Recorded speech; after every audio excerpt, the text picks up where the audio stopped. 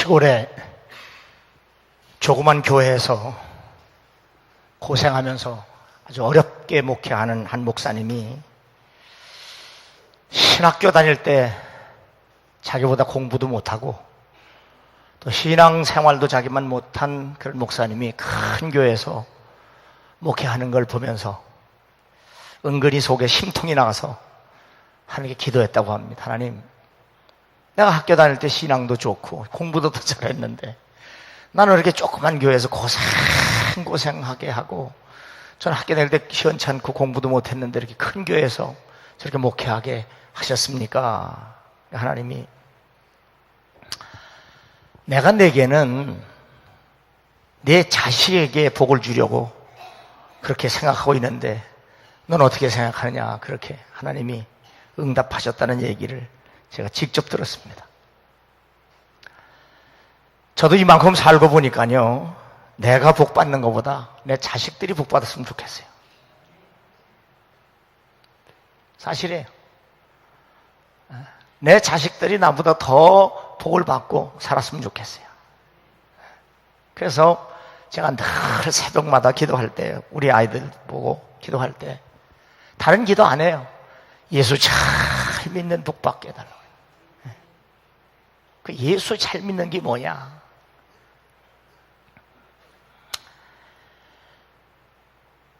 세계에서 제일 큰 교회를 평생 날마다 영혼이 잘 되면 범사가 잘 되고 강건하다, 삼박자 구원을 얘기하면서 세계에서 제일 큰 교회를 섬기고 사역하다가 은퇴하신 목사님이 은퇴하고 나서 돈 문제로 교회 장로들에게 검찰에 고발이 되고 자식이 속을 새겨서 정말 온 세상에 창피를 당하고 모욕을 당하고 수모를 당하는 그런 모습을 보면서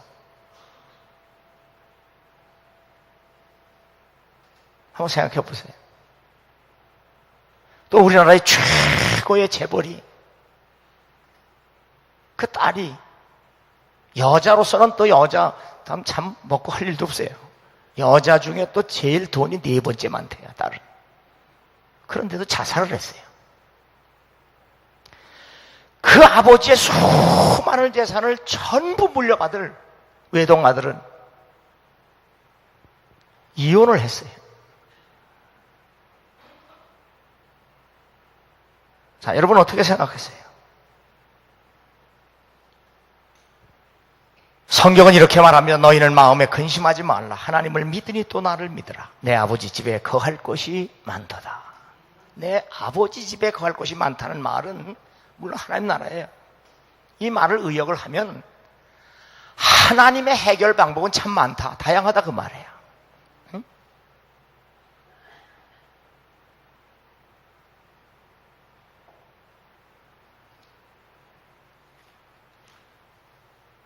인생의 행복은 결코 크고 작은 것에서 결판나지 않아요.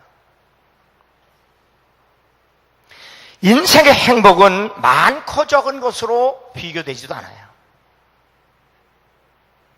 인생의 행복은 높고 낮은 것에서 결정되지도 않아요. 그래서 제가 늘 여러분에게 인생은 비교하지 않을 때부터 행복이 시작된다 그랬어요. 남과 비교하지 마세요. 부한 자들아 너에게 임할 고생으로 말미암아 울고 통곡하라. 너희 재물은 썩었고 너희 옷은 좀 먹었으며 너희 금과 은은 녹이 슬었으니 이 녹이 너에게 증거가 되며 불같이 너의 살을 먹으리라. 너희가 말세의 재물을 쌓아도다. 아무리 재물을 많이 쌓아도 결국 내 앞에는 통곡과 고통과 눈물이 남은 뿐이다 라고 말씀하시는 거예요. 왜 예수께서 우리에게 이렇게 기도하라고 말씀하시면서 날마다 우리에게 일용할 양식을 주옵시고 또 어떻게 숨차서 살겠어요? 왜 우리에게 한 번만 기도하면 내가 쌓을 곳이 없도록 부어줄게 그렇게 말씀하시지 아니하고 날마다 그날의 양식을 위해서 기도하라 했어요. 그 말씀의 의미는 인생은 하나님 없이는 못 산다는 거예요. 우리를 살게 하시는 분은 오직 하나님 한 분밖에 안 계신 거예요. 그러므로 예수를 잘 믿는다는 것은 어떤 불행이 와도 그것을 행복으로 해석하고 이해하고 변화시키고, 우리가 낮아져도 높음으로, 작아도 큰 것으로, 위기도 기회로 역전시킬 수 있는 하나님의 은혜와 그리고 사랑과 우리에게 주시는 복이 있기 때문에 우리가 예수를 잘 믿어야 한다는 사실입니다. 그래서 주님은 우리에게 말씀하시기를 먹고 마실 것만 있어도 감사하라. 왜냐하면 우리를 살게 하시는 분은 하나님 한 분이시기 때문에 그렇습니다. 내 영혼이 은총 입어 중한 죄짐 벗고 보니 슬픔 많은 이 세상도 천국으로 화하노라. 할렐루야 찬양하세. 내 모든 죄 사함받고 주 예수와 동행하니 그 어디 하늘나라. 주의 얼굴 뵙기 전에 멀리 배던 하늘나라. 내 마음속에 이루어지니 날로 가깝도다. 할렐루야 찬양하세. 내 모든 죄 사함받고 주 예수와 동행하니 그 어디 하늘나라. 높은 산이 거친 들이 조망이야 홍보이라. 내 주 예수 오신 곳이 그 어디 하늘나라. 할렐루야 찬양하세. 내 모든 죄 사함받고 주 예수와 동행하니 그 어디 하늘나라.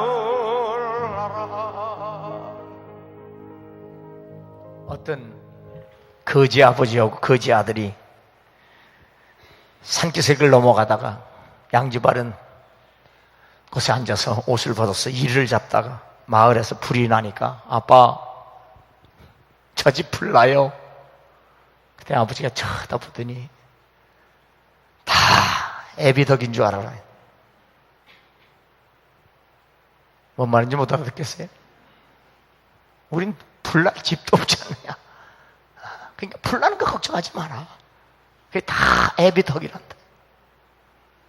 그러므로 여러분의 인생이 지금 마음에 안 들어도 내가 예수를 정말 내 마음대로, 내 마음에 내가 한 예수 잘 믿어. 그렇게 생각하면 여러분이 자식이 그렇게 성공한 거 안 같아도 그 자식이 예수 잘 믿으면 그게 다 애비덕인 줄 알아라. 에? 그렇게 알고 사시면 그게 진짜 성공한 거예요. 에? 옆 사람 인사해. 내 덕인 줄 알아라. 진짜요. 우시아 왕이 죽던 해에, 유다 왕국의 최대의 위기가 닥친 겁니다. 16세의 왕이 된 바로 우시아는 유대 10대 왕으로 50년간 통치하면서 선지자 스가랴와 함께 나라를 잘 이끌어갔습니다. 그래서 하나님이 그에게 형통의 복을 주셨습니다. 그런데 나라가 부강해지면서 왕의 마음이 교만해졌고 악을 행하다가 결국 나병에 걸려 죽게 됩니다. 거기에 백성들은 하나님을 섬기는 일보다도 향락과 사치에 취해서 방탕한 나라가 되었습니다. 이때 아수르의 디글랏 빌레셀이라고 왕이 등장하면서 근동 지방은 긴장에 휩싸입니다. 이때 젊은이 이사야는 성전에 나가 하나님 앞에 무릎을 꿇습니다. 그리고 그 거룩한 하나님 앞에 자신의 비참하고 초라한 모습이 하나님의 거룩함 그리고 위엄 앞에 압도를 당합니다. 화로다 나여 망하게 되었다. 나는 입술이 부정한 사람이요 나는 입술이 부정한 백성 중에 거주하면서 만군의 여호와의 왕이신 하나님을 배웠다고 말씀합니다. 우리도 이사야처럼 인생에 어떠한 위기가 왔을지라도 하나님 앞에서 하나님과 그리고 자신의 모습을 보고 알 수 있을 때 그것이 진정한 인생의 승리와 성공임을 믿고 오늘 예배하는 이 시간도 그 시간이 될 수 있기를 주 이름으로 축원합니다. 그때 그 서랍 중에 하나가 부젓가락으로 제단에서 집은 바 핀솥을 손에 가지고 내게로 날라와서 그것을 내 입술에 대며 이르되 보라 이것이 내 입에 닿았으니 내 악이 제하여졌고 내 죄가 사하여졌느니라. 인간은 지은 죄로부터 용서가 되어야 하고 그로 말미암아 반드시 구원을 받아야 합니다. 그러므로 우리가 예수를 왜 믿느냐? 죄로부터의 구원입니다. 왜 교회를 다녀야 하느냐? 바로 구원을 받기 위해서입니다.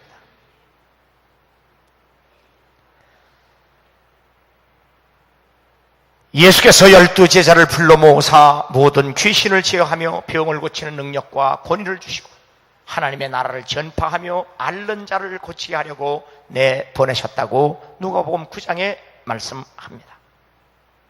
예수님의 12제자뿐만이 아니라 모든 그리스도인은 하나님으로부터 다 소명, 부름을 받은 자들이며 그래서 다시 하나님으로부터 보냄을 받은 사명을 따라서 사는 사람들이라 그렇게 성경은 분명히 말씀합니다. 그런데 가룟 유다처럼 직분과 직책 그리고 사명을 받기만 하고 소명을 받았고 사명을 받았음에도 불구하고 결국 아무 일도 하지 않다가 예수님을 배신하고 그리고 하나님부터 저주를 받는 비참한 인생으로 전락했다는 사실. 그래서 주님으로부터 차라리 나지 않았으면 좋을 뻔했다라고 할 만큼 그런 비참한 인생에 뒤였던 것을 기억하면서 오늘 이 말씀을 들으면서 우리도 부름을 받았는데 그리고 보냄을 받았는데 보냄과 그리고 부름과 보냄에 신실하고 충성된 오늘 장로님 기도처럼 그렇게 각자의 위치에서 자신의 사명을 신실하게 감당할 수 있는 여러분 되기를 주 이름으로 축원합니다. 아주 오래전에 영국의 한 신문에 이런 광고가 났습니다. 적은 급료에 혹독한 추위와 수개월 동안 칠흑 같은 어두움과 계속되는 위험을 감내해야 하는 여행을 원하는 사람을 모집합니다. 성공할 때에는 명예와 보상이 따를 것이다. 이런 별로 좋아 보이지 않는 광고가 났는데 여기에 수천 명의 사람들이 지원을 했습니다. 거기에는 유명한 북극 탐험가 어네스트 쇠클턴 경도 바로 지원을 했다고 합니다.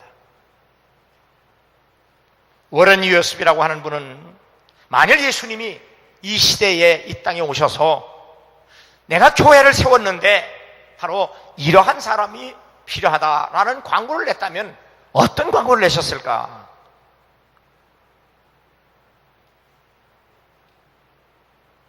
내가 지금 교회를 세웠는데 정말 어려운 사명을 감당해야 할 남자와 여자가 필요하다. 그런데 이 일을 감당하려면 오해를 받고 심지어는 같이 일하는 사람들로부터도 배척을 당하고 어려움을 당할 수도 있다. 또한 사탄의 공격을 받게 되고, 그리고 내가 아무리 수고하고 애를 썼을지라도 그 결과를 보지 못할 수도 있다. 그리고 그 일에 대한 보상은 모든 일을 온전히 다 마친 후에 바로 받게 될 것이다. 심지어는 자신의 집과 야망까지, 심지어는 생명까지도 희생당할 수 있다. 이런 광고를 냈다고 하면 글쎄 몇 사람이나 주님의 광고를 보고 주님 앞에 왔을까라는 이야기를 했습니다.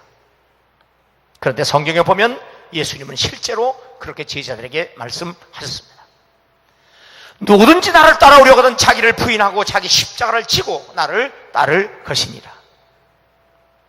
이러한 부르심에 기꺼이 순종하고 나온 사람들이 바로 그리스도인입니다. 그런데 그들에게 다시 주님은 이렇게 말씀합니다.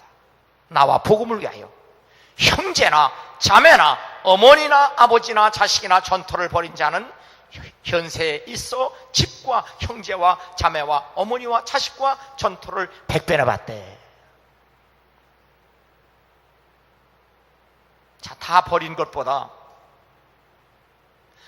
100배를 더 준다고 할지라도 지금 예수님이 말씀하신 이 말씀 그대로 액면 그대로 받아들일 수 없잖아요. 응? 제가 언제 설교하다가 한번 그렇게 물은 적이 있어요. 윤 장로님한테. 욥이 다 잃어버렸잖아요. 그죠? 그러다가 하나님의 은혜로 다시 그보다 2배로 받았죠. 그죠?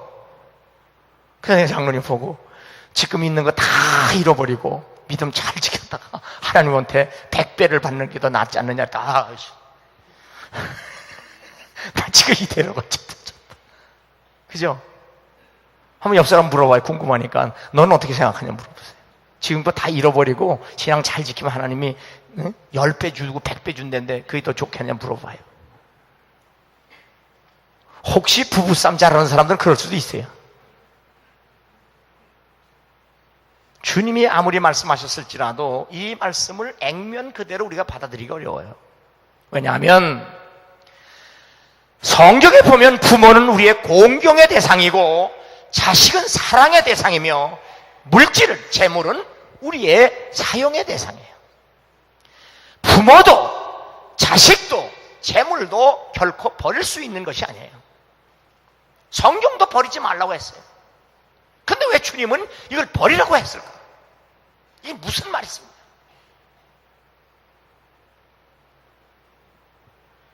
너희가 듣기는 들어도 깨닫지 못할 것이요 보기는 보아도 알지 못하리라.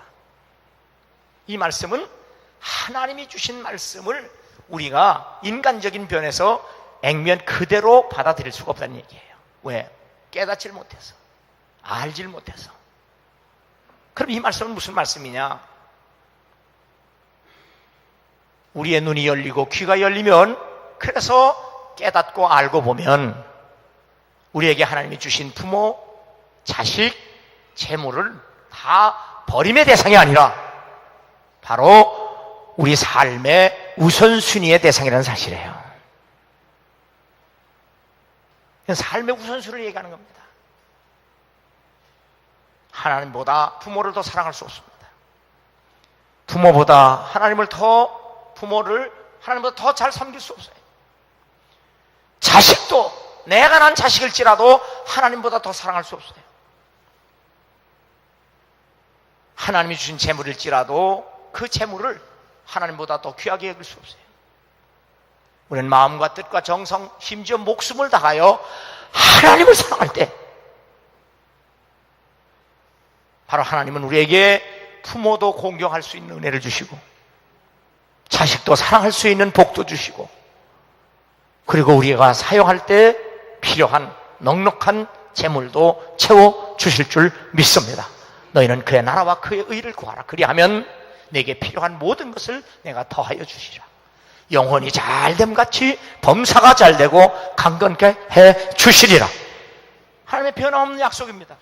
이렇게 하나님의 말씀을 증거한다는 것은 쉽지 않아요. 왜냐하면 하나님의 말씀을 들을 수 있는 눈과 귀가 열리지 아니하면 사람들은 들어도 보아도 깨닫지 못하기 때문에 깨닫지 못하는 사람들에게 말씀을 전한다는 게 쉽지 않아요. 그래서 주님은 언제나 그렇게 어려운 사명을 감당할 수 있는 사람을 늘 찾으시는 거예요. 내가 누구를 보내며 누가 우리를 위해서 갈고. 그래서 하나님은 예레미야 선지자에게 예루살렘에 가서 내 마음에 맞는 한 사람을 택합니다. 한 사람을 찾으면 내가 결코 예루살렘을 심판하지 아니하리라.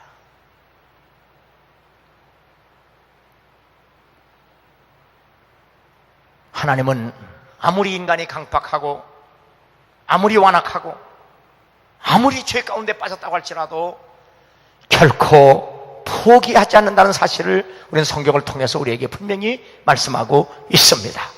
마음으로 깨닫고 다시 돌아와 고침을 받을까 하노라. 보고 듣고 깨닫는 것이 두려워서.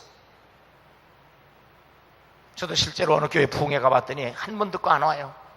왜 안 오냐 그랬더니 그분은 설교 들어보니까 성령 안 받으면 못 견디겠더라고요. 내가 지금 성령 받을 때가 아니기 때문에 못 가요. 그럼 사실 다른 사람들이 다 은혜 못 받는 이유가 다 거기 있어요. 은혜 받으면 잘못할까 봐. 전도할 때 보세요. 전도하면 내가 교회 가는 거 좋고요, 예수 믿는 것도 좋은데요, 뒤집힐까 봐요. 우리 뒤집힐까 봐 믿는 거예요. 뒤집히도록 믿는 거예요.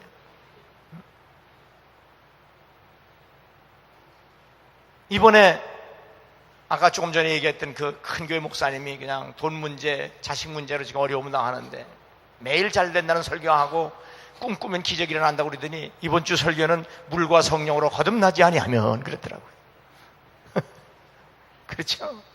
성공해도 소용없어요. 사람 많아도 의미가 없어요.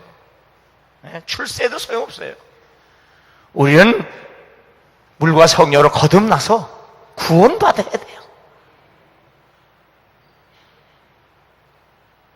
하나님의 소원은 오직 모든 사람이 진리를 알고 구원에 이르기를 원하시느니라. 그래서 타락한 인간이 돌아올 때까지 오래 참고 기다리시는 거예요. 그 하나님의 오래 참고 기다리시는 그분의 심정을 말씀으로 전할 사람을 찾는데 그렇게 없는 거예요.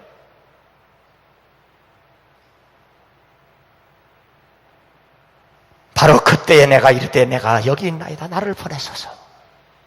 이사야는 바로 그 주님의 부르심에 응답을 하고 있는 겁니다.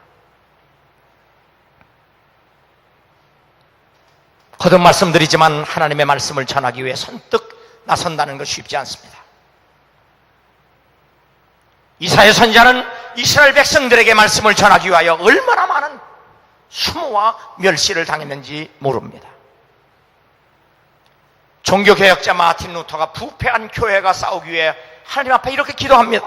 Here I stand. I can't know order. So help me God. Here I stand. 하나님 내가 여기 있습니다. 내 힘으로 어찌할 수가 없습니다. So help me God. 하나님의 도움이 필요합니다. 세계적인 강해 설교의 대가 캠벨 몰가는 은퇴석상에서 설교하기 가장 힘든 회중은 잘 듣는 것 같지만 생활에 변화가 없는 회중이다. 말 잘 들으면 얼마나 좋겠어요. 안 듣는 사람에게 말한다는 건 만큼 힘든 일이 없다 그 말이에요. 때가 이르리니 사람이 바른 교훈을 받지 아니하며 귀가 가려워서 자기의 사욕을 따를 서석을 많이 두고 또 그 귀를 진리에서 돌이켜 허탄한 이야기를 따르리라. 지금 이단과 사이비가 얼마나 창궐합니까?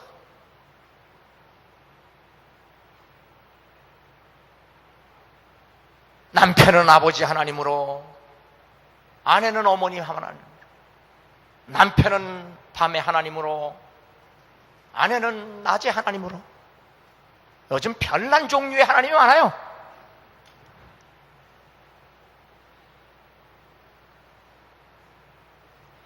얼마나 많은 교인들이 이단과 사이비에 넘어간, 수만 명에서 수십만 명이 넘어갔습니다.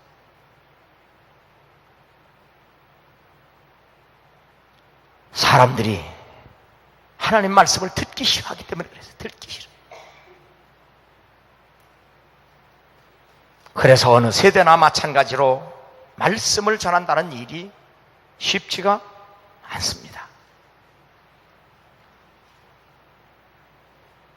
1963년도에 돌아가신 A.W. 토저라고 하는 목사님은 현대 기독교를 이렇게 진단합니다. 기독교는 하나님의 위엄을 잃어버렸고 그래서 교회는 예배로부터 멀어지고 있다.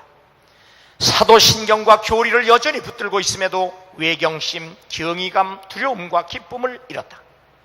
성경, 신학교, 기독교 잡지, 기독교 방송, 선교기관, 복음전도단체, 교인들의 수적 증가, 새예배당 건축과 같은 외적인 것은 얻었지만 위엄과 예배와 장엄함과 영성, 그리고 하나님의 임재와 경외심과 영적 기쁨인 내적인 것들을 잃었기 때문이다. 겉에 있는 것은 얻었는데 속의 것은 다 잃어버렸다는 얘기예요. 어제 인터넷 신문 보니까 주일을 성수하는 것이 성서적이냐 그랬더니 어떤 목사가 그건 율법이다. 감격과 기쁨 없이 주일을 온전히 성수했다 해서 구원받느냐. 그 대답도 잘못된 거예요. 우리는 주일을 성수해서 구원받는 거 아니에요. 구원받은 성도들이 온전하게 예배하는 날이에요. 아시겠어요? 이 예배가 여러분에게 지루하다고 하면 그건 영적인 치명적인 질병 걸린 거예요. 여러분, 나는 살면서요 하루 3끼 밥 먹는 게 그렇게 좋아. 안 먹으면 못 견뎌, 배고파서. 저는 아침에도 우리 이성자 권사님이 시골에서 농사 졌다고 현미 찹쌀 쪄다 준 거 그것이 강화 가서 시골에 가서 쑥하고선 섞어가지고 콩가루 묻혀서 쌀려서 찍어 먹어요. 그 음료수는 콩국물에다가 아마씨 갈아가지고 넣어서 찰떡 세기하고 그거 한 컵 먹으면요 얼마나 행복한지 몰라. 난 밥도 그냥 똑같은 식탁에서 똑같은 젓갈 똑같은 숟가락으로 먹거든요. 그런데 제일 맛있는 게 뭐냐, 보리밥에다가 강낭콩 넣어가지고요 식은 김치찌개, 거기다가 멸치 똥 빼가지고 대가리 자르고, 대가리라고 그래서 죄송해요, 대급밥 그 고추장에 찍어서 먹는 거 진짜 맛있어요. 나 정말 좋아요. 매일 똑같은 상에서 똑같은 숟갈 젓갈로 똑같은 음식을 먹어도 안 먹으면 못 견뎌, 배고파서. 근데 그렇게 정말 식은 밥에 식은 김치찌개에 멸치 찍어 먹어도요 정말 기뻐요. 그리고 맨 나중에 기도할 때 물론 기도하고 먹고 나서 잘 먹었다 그리고 끝나요. 여러분, 이렇게 매일 똑같은 자리에서 똑같이 하나님을 예배드리면서 똑같이 기도하고 똑같은 목사에게 똑같은 설교 듣는 거, 이거 지루합니까? 그렇다면 여러분은 영혼에 치명적인 질병이 걸린 거예요. 하나님이여, 내 영혼이 갈급하기에 목마른 사슴이 시냇물 찾기에 갈급하나이다. 영적으로 배고프면 주 앞에 나와 예배하는 이 날이 얼마나 기쁘고, 그런 마음으로 주일을 성수하는 거예요. 주의 말씀 받은 그날 참 기쁘고 복되도다. 이 기쁜 마음 못 잊어서 내 알본분 삼았도다. 기쁜 날 기쁜 날 주 나의 죄 다 씻은 날 늘 깨어서 기도하고 늘 기쁘게 살아가리. 기쁜 날 주 나의 죄 다 씻은 날 이 좋은 날 내 천한몸 새 사람이 되었으니 이 몸과 마음 다 바쳐서 영광의 주 늘 섬기리. 기쁜 날 주 나의 죄 다 씻은 날 늘 깨어서 기도하고 늘 기쁘게 살아가리. 기쁜 날 주 나의 죄 다 씻은 날 새 사람 된 그날부터 평안한 마음 늘 있어서 이 복된 마 전하는 일 나의 본분 삼아도다. 해피데이 주 나의 죄 다 씻은 날 늘 깨어서 기도하고 늘 기쁘게 살아가. 기쁜 날 주 나의 죄 다 씻은 날. 어제 생일이라고 내 생일이라고 음력으로 내 생일이라고 우리 큰아들하고 며느리가 케이크 사가지고 선물 하나 사가지고 화 하나 가지고 와서 축하해주고 나는 서재에서 설교 준비하는데 며느리하고 시어머니하고 둘이서 뭐 그렇게 떠들고 얘기를 하더라고. 한참 있다 와서 뭔 얘기를 그렇게 떠들어? 그랬더니 개척교회 하면서 이제 아들이 목회해야 되니까 개척교회 하면서 지금까지 온 얘기를 며느리한테 가르쳐준대요. 그러면서 당신 최고라고 얘기했어요. 솔직히 우리 집사는 우리 집에 시집 와서요. 우리 부모님 모신 산이라 우리 어머니가 늘 몸이 약해서 차도 못 하시고 또 말년에는 누워 계셔서 우리 결혼해서 외식을요 2번도 못 해봤어요. 외식을요. 어머니 때문에 외식도 못 해보고 20년 동안 부모님 섬기느라 참 고생 많이 했어요. 솔직히. 우리 장로님 매주일마다 지금 어머니가 좀 불편하셔서 우리 장로님이 권사님하고 섬기는데 참 어렵죠. 오만 나보고 첫마디가 아유 사모님 참 고생하셨어요. 우리 요거 몇 년 하는데도 죽었어. 쉽지 않아요. 20년 모셨어요. 20년. 지금 한 35년 살면서요 나 우리 집사람 원피스 하나도 사준 적이 없어요. 내 비행기 200번 탔는데도요 실반지 하나 사도 준 적 없어요. 결혼해서 35년 살면서요 한 번도 극장도 못 가봤어. 아직도. 우리 이렇게 살아요. 내가 그렇게 외국 여행을 해도요 같이 안 가요. 왜? 말씀 전하는데 집중하려고 같이 안 해요.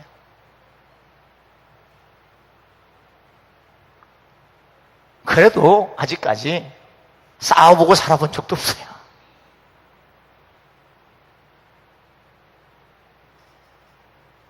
여러분 우리 하나님 섬기고 하나님 일하는 거 행복한 거예요. 예? 이게 기쁜 거예요. 이게 지루하면 이렇게 되겠어요? 이게 귀찮아지면 되겠어요? 존 웨슬레 목사님도 내가 죽으면 감리교회가 없어질까 두려운 것이 아니라 마른 수수깡과 같이 소리만 요란한 사람들만 남을까 두렵다 그랬어요. 미국 칼보리 교회 글렌 웨그너라고 하는 목사님은 왜 교회가 이 꼴이 되었느냐? 교회의 영향력이 감소되고 무능하고 세속화되고 성장은 정체되고 교인들의 관심이 저조해진 현상은 목회자들이 자신의 신분을 잊어버린 직후에 나타났다.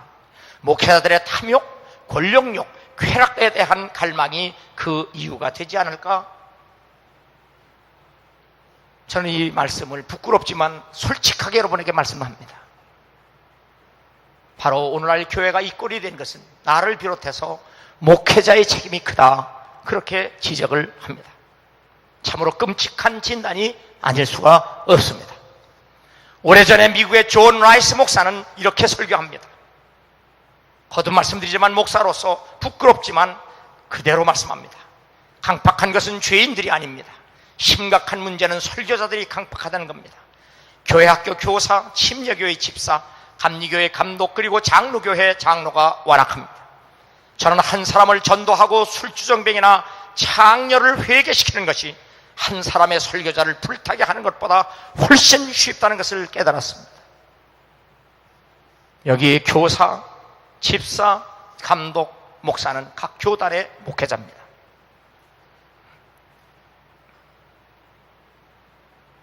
목회자 한 사람으로 하나님 앞과 성도들 앞에 한없는 부끄러움과 창피함을 느끼지만 바로 이러한 위기 앞에 개인이든 교회든 바로 이사야가 하나님의 성전에서 하나님을 만나 자신의 비참한 모습을 회개하고 새롭게 변화되어 하나님의 사명을 감당한 것처럼 여러분과 나도 그렇게 되어야 될 줄로 믿습니다. 고급 란제리 브랜드 빅토리아스 시크릿의 톱 모델인 카일리 비서티는 올해 22살입니다. 공립학교에서, 미국 공립학교에서 하나님의 말씀이 사라지는 것을 보고 안타까운 심정으로 옷에다가 성경 구절을 새겨 넣은 그러한 옷을 제작해서 발표를 했습니다. 그는 이렇게 고백합니다. 속옷을 입고 무대에 설 때마다 엄청난 돈을 벌었지만 고깃덩어리가 된 기분이 들기도 했다고 말하면서 그는 최고의 전성기에 결혼을 하면서 여성이 다른 남성들 앞에서 꺼리낌 없이 몸을 드러낸 모델이 아니라 인생의 진정한 모델이 되고 싶다고 하면서 은퇴를 선언합니다. 그는 2009년도에 1만 명이 응모한 모델 컨테스트에서 당당 1위로 데뷔한 세계 최고의 모델이었습니다. 하나님의 말씀은 어디서나 읽을 수 있고 자신의 믿음과 사랑은 어디에서도 나눌 수 있어야 하는데 지금 세상에 진정으로 필요한 것은 하나님의 말씀뿐이다. 엄청난 돈을 버들 수 있는 세계 최고의 란제리 모델이 그 직업을 버리고 오직 하나님의 말씀을 전하기 위해서 하나님의 부름을 받는 이 모습이 오늘 성경 말씀대로 하나님은 상수리나무, 밤나무, 좋은 나무들이 다 배임을 받고 바로 그 그루터기를 통해서 다시 역사하시는 하나님의 역사로 보고 목회자 한 사람으로 심한 부끄러움을 느낍니다. 바로 이 모델은 미국의 도덕성이 지금처럼 무너진 이유가 하나님의 말씀이 공립학교와 가정에서 사라지기 때문임을 확신하고 이 일을 하기로 결심했다고 했습니다. 그러므로 여러분과 내가 목회자와 평신도를 떠나서 그리스도의 한 사람으로 예수 그리스도의 제자로 내가 사는 삶의 자리에서 각 분야에서 처지에서 믿음의 분량을 따라 하나님의 말씀을 증거하는 선한 목자가 될 수 있기를 주의 이름으로 축원합니다. 밤나무, 상수리나무가 배임을 당하여도 그 그루터기는 남아있는 것 같이 거룩한 씨가 이 땅의 그루터기니라. 하나님의 역사는 언제나 이렇게 남겨진 씨와 그루터기를 통해서도 역사하시고 결코 사람에 의해서 포기되지 않는다는 사실을 우리에게 분명히 말씀하고 있습니다. 뉴욕에 있는 카네기 메인 홀 이삭 스턴 에디토리움에서 복주회를 마친 올해 나이 17살의 김지은 양은 2천여 관객들의 기립박수로 5번의 커튼콜, 들어갔다 나왔다 하는 5번의 커튼콜을 하고서야 무대를 내려올 수 있었습니다. 그때 이 소녀는 하나님 됐습니다, 이제 됐습니다, 이제 괜찮아요, 이런 기도를 중얼거리고 내려옵니다. 이 기도는 그가 그동안 마음먹었던 이제는 피아니스트의 길을 접겠습니다, 그런 기도였습니다. 지은 양은 태어난 지 얼마 되지 않아 부모가 이혼했기에 할머니의 손에서 자랐습니다. 4살 때 모형 피아노를 가지고 놀면서 자연스럽게 피아노를 치기 시작합니다. 초등학교를 졸업하고 앞두고 아버지를 따라 베트남으로 이민을 떠났고 호치민시 표현들이 반지하 월세방에서 살아갑니다. 작은 아버지가 사주신 뜻밖의 선물 야마 피아노는 그런 가운데서도 한 줄기 빛이 되었습니다. 아버지도 피아니스트가 되라고 기회 있을 때마다 이야기하였지만 학교도 다닐 수 없는 형편에서 피아노는 혼자 힘으로 익혀야만 했습니다. 그래도 그 소녀는 세계 최고의 피아니스트 거장인 호로비츠, 또 아르게히, 또 폴린, 키신, 이 시대의 최고의 거장들의 유튜브 동영상으로 연습을 했다고 합니다. 옆집에서 시끄럽다며 벽을 망치로 치기 때문에 가운데 페달로 소리를 반으로 줄이고 피아노 위에 두꺼운 이불을 2겹으로 덮어 아무리 세게 쳐도 소리가 작아 답답한 그런 지강에서, 그런 상황에서 연습을 했기 때문에 생긴 손가락 힘은 남성보다 힘있는 연주라는 찬사를 받게 했습니다. 그러한 천신만고 끝에 카네기 메인 홀에서 그러한 찬사 속의 연주를 마치고 경제적 부담과 독학의 어려움으로 피아니스트의 꿈을 접고 그렇게 애지중지하던 피아노를 팔아 이스라엘 비행기 티켓을 마련합니다. 자선 봉사단체 비와 이스라엘을 통해 1년간 현지에 가서 중증 장애인들을 섬기기 위해서입니다. 원래는 2년 일정이었지만 기도 중에 하나님께서 새로운 비전을 갖게 했기 때문입니다. 그 꿈은 피아니스트의 길을 걷는 것이 아니라 이제는 피아노를 치면서 찬양을 하면서 바로 복음을 전하기 위해서였습니다. 카네기 홀에서 연주를 마치고 이스라엘을 다녀오면서 마음을 굳혔다고 했습니다. 그 소녀는 오직 내가 할 수 있는 일, 피아노 연주를 통해서 예수 그리스도밖에 구원이 없다는 사실을 증거하겠다.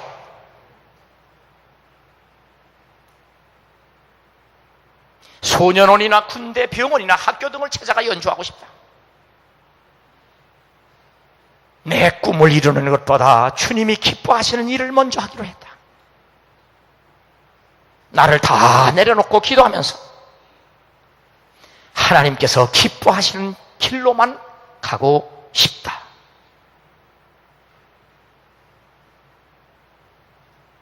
얼마나 훌륭합니까? 하나님의 일은 결코 나이에 상관이 없습니다. 지금 우리도 유다의 우시아 왕이 죽던 해와 다름없이 도처에 위기가 도사리고 있습니다. 전쟁과 난리, 테러, 기근, 지진, 천재지변의 위험이 그칠 날이 없습니다. 우리는 특별히 핵을 등에 지고 가장 교활한 강대국에 둘러싸인 가장 지구상에서 위험한 지역에 살고 있습니다. 아셀 지파 바누엘의 딸 안나라 하는 선자가 있어 나이가 매우 많았더라. 그가 결혼한 후 7해 동안 남편과 살다가 과부가 되고 84세가 되었더라. 이 사람이 성전을 떠나지 아니하고 주야로 금식하며 기도함으로 섬기더니 마침 이때에 나와서 하나님께 감사하고 예루살렘의 속량을 바라는 모든 사람에게 그에 대하여 말하니 주의 율법을 따라 모든 일을 마치고 갈릴리로 돌아가 본 동네 나사렛에 이르니라. 하나님은 이스라엘이 가장 어둠컴컴할 때, 가장 불행하고 가장 나약한 한 여인을 가장 적절할 때 그를 부르셔서 쓰셨다는 사실을 성경은 우리에게 분명하게 기록하고 있습니다. 교회는 그리스도의 몸입니다. 그리고 몸은 여러 지체를 가지고 있습니다. 우리가 지체입니다. 그리스도의 몸, 그 지체인 우리는 어느 누구 하나 소용없는 사람 없고 다 귀하고 중요하다는 사실입니다. 왜냐하면 예수 그리스도의 피값을 주고 사셨기 때문입니다. 그러므로 하나님의 일은 큰 것도 없고 작은 것도 없고 높은 것도 없고 낮은 것도 없고 귀한 것도 없고 천한 것도 없습니다.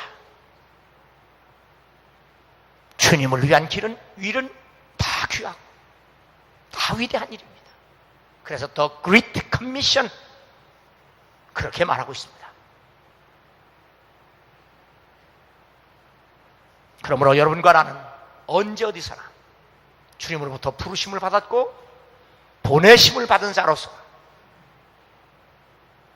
바로 하나님에게 귀하게 쓰임받는 여러분과 여러분 가정, 여러분의 기업이 될 수 있기를 주 이름으로 축원합니다. 주님에게 쓰임받는 것보다 더 큰 은혜도 없고 복도 없다는 사실을 깨닫고 하나님 앞에 꼭 필요한 여러분 될 수 있기를 주 이름으로 축원합니다.